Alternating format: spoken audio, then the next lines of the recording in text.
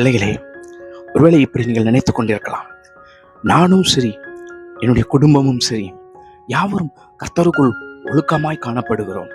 ஒவ்வொரு நாளும் நானும் மனைவியும் அல்லது கணவனும் நானும் பிள்ளைகளும் எல்லாரும் ஒன்றாய் இணைந்து குடும்ப ஜெபம் ஏறெடுக்கிறோம். ஒவ்வொரு நாளும் நாங்கள் யாவரும் தேவனை நோக்கி பார்க்கிறோம். ஒவ்வொரு நாளும் கர்த்தருடைய இரத்தத்தினால் எங்களை சுத்திகரித்துக் கொள்கிறோம். எல்லாவற்றிலும் கர்த்தருக்குள் உண்மையாய் இருக்கிறோம். ஆனாலும் ஏன் எங்களுக்கு இந்த போராட்டம் வந்தது? ஏன் எங்களுக்கு இந்த அவமானம் வந்தது? ஏன் எங்களுக்கு இந்த இழப்புகள் வந்தது என்று ஒவ்வொரு நாளும் கண்ணீர் வடித்து கொண்டு பார்த்து கொண்டு இருக்கிறீர்களா? தேவ ஜனங்களே, வேத புத்தகத்திலே யோபுவை கூட நீங்கள் பார்க்கலாம். யோபுவை தேவன் எல்லாவற்றிலும் அந்த தேசத்தின் முன்னிலையிலே ஆசீர்வதித்திருந்தார். எல்லாவற்றிலும் ஒழுக்கமுள்ளவனாய் யோபு காணப்பட்டார். ஆனாலும் யோபுவினுடைய வாழ்க்கையிலே ஒரு பெரும் துயரம் வரும் பொழுது, அந்த துயர நாட்களிலே கூட தேவனை அவன் ஒருபோதும் மறுதளிக்கவும் இல்லை, தேவனை அவன் ஒருபோதும் பழிச்சொல்லவும் இல்லை. ஆனாலும் கர்த்தர் அந்த துயரத்தை அவனுடைய வாழ்க்கையிலே அனுமதித்திருந்தார். ஏன் தெரியுமா?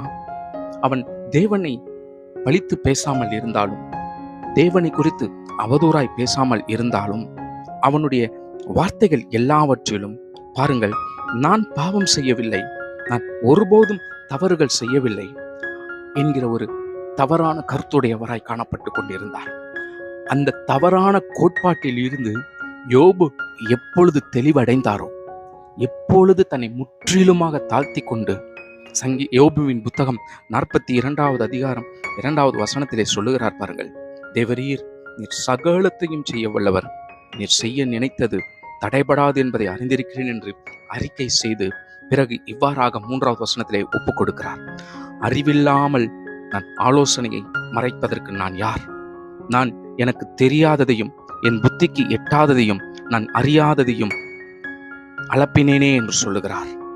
அதே போலதான் உபத்திரவ நேரத்திலே உங்களுடைய வாழ்க்கையிலே, உங்களுடைய வார்த்தைகளிலே பல தேவையற்ற வார்த்தைகள், தேவனுக்கு பிரியமில்லாத வார்த்தைகள் வரும் என்றால் அதை அறிந்து கொள்ளும் வரையிலும் இந்த உபத்திரவத்தை அனுமதிப்பார். நீங்கள் அறிந்து கொண்ட பிறகு தேவன் செய்ய நினைத்தது ஒருபோதும் தடைபடாது. இன்றைக்கு உங்களுடைய வாழ்க்கையிலே உபத்திரவங்கள் இருக்கலாம், வேதனைகள் இருக்கலாம், துன்பங்கள் இருக்கலாம்.